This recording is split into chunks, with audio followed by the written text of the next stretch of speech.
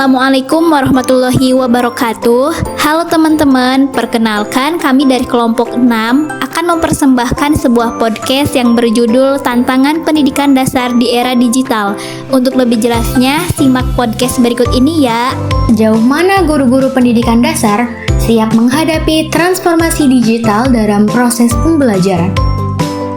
Dengan masyarakat yang sangat mengandalkan ponsel pintar, Kemendikbudristek meluncurkan beberapa platform teknologi yang diperkenalkan untuk mengakselerasi implementasi Merdeka Belajar, yaitu platform Merdeka Mengajar, Rapor Pendidikan, Arkas, dan Siplah. Platform Merdeka Mengajar atau PMM merupakan solusi pemberdayaan dan peningkatan kompetensi terpadu bagi guru.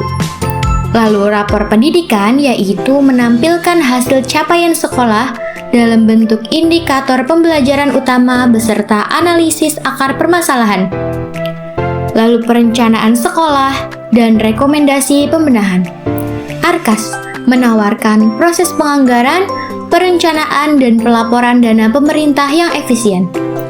Platform ini paling baik digunakan bersama Siplah, yaitu sebuah platform pengadaan yang menghubungkan sekolah dengan berbagai mitra cetak miring untuk meningkatkan jangkauan dan memperluas pilihan produk.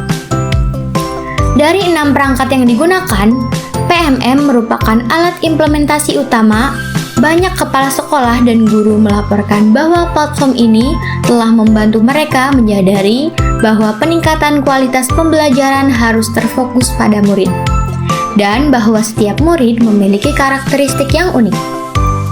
Fitur pelatihan dan komunitas PMM juga mendapatkan sambutan baik dari para guru.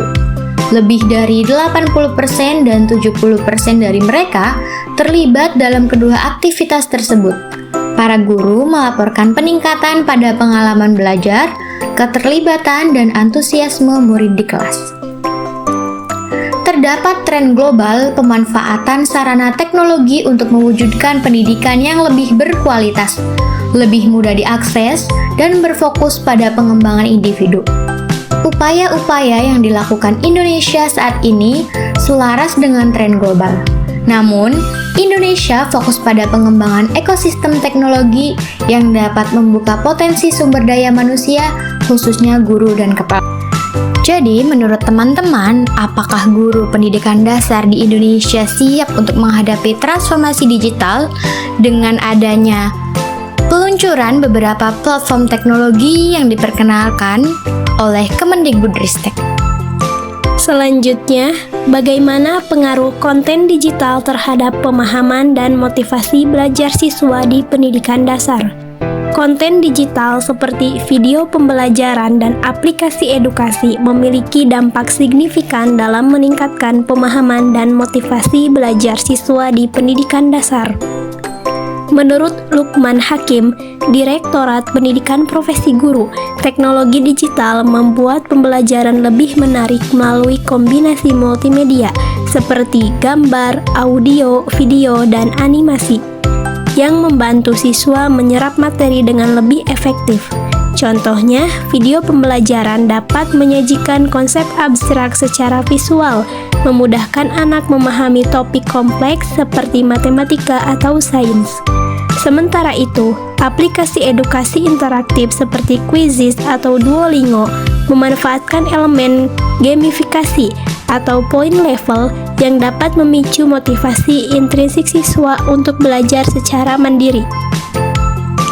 Adapun menurut Abdul Qodir 2014 menambahkan bahwa teknologi informasi dalam pendidikan tidak hanya menyederhanakan akses pengetahuan, tetapi juga mempersonalisasi pembelajaran sesuai kebutuhan individu.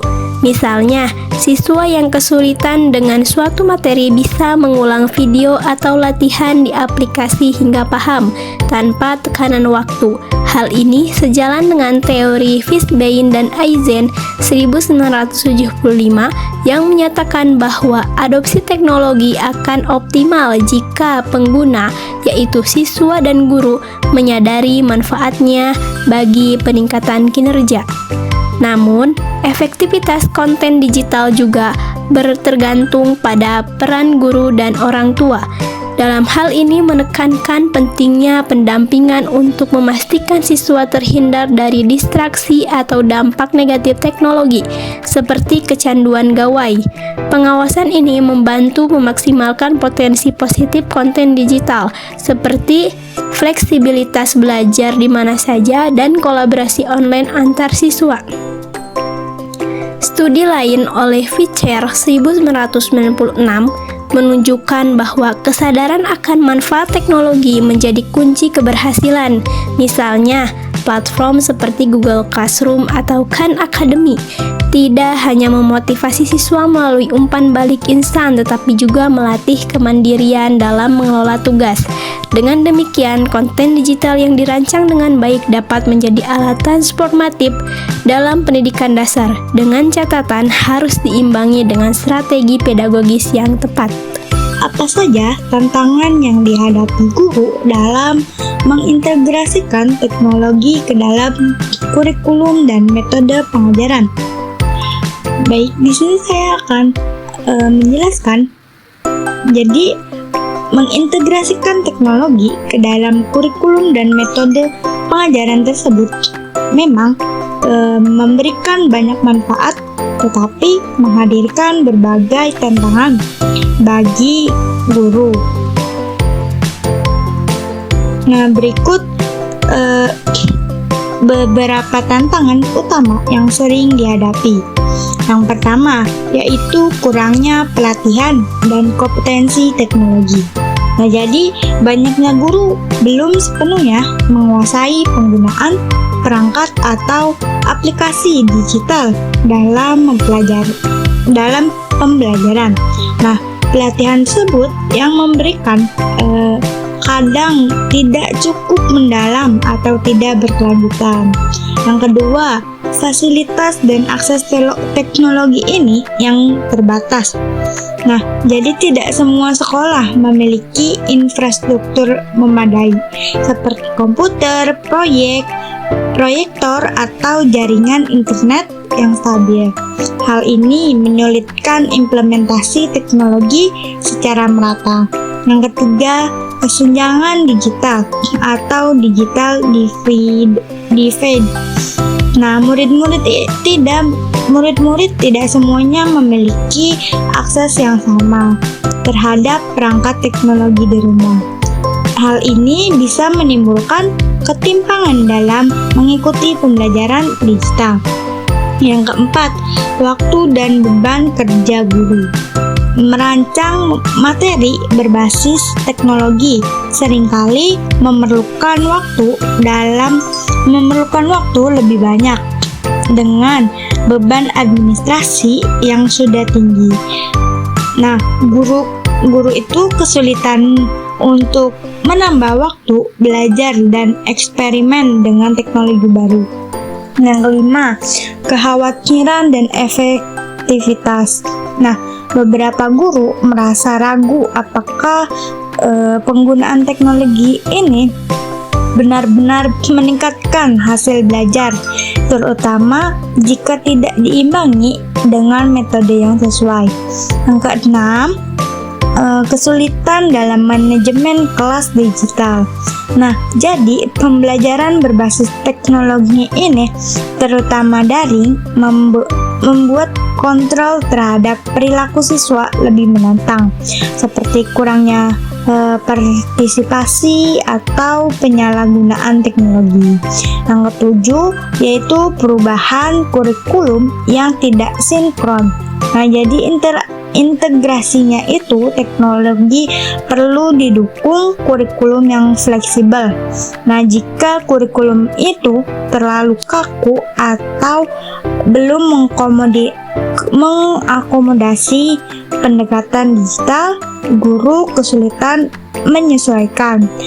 Nah, semoga kalian bisa memahami apa yang saya jelaskan. Apakah pendidikan dasar saat ini sudah relevan dengan kebutuhan digital? Pendidikan dasar sekarang sudah mulai mengarah ke dunia digital, tapi belum sepenuhnya relevan dengan kebutuhan zaman. Di satu sisi, anak-anak sudah mulai diajarkan memakai komputer, tablet, dan belajar lewat video atau aplikasi tertentu. Tapi di sisi lain masih banyak sekolah, terutama di daerah terpencil atau daerah yang belum memiliki fasilitas digital yang memadai. Sebagian guru juga masih dalam tahap belajar teknologi, sehingga pembelajaran digital belum optimal atau bahkan dihindari.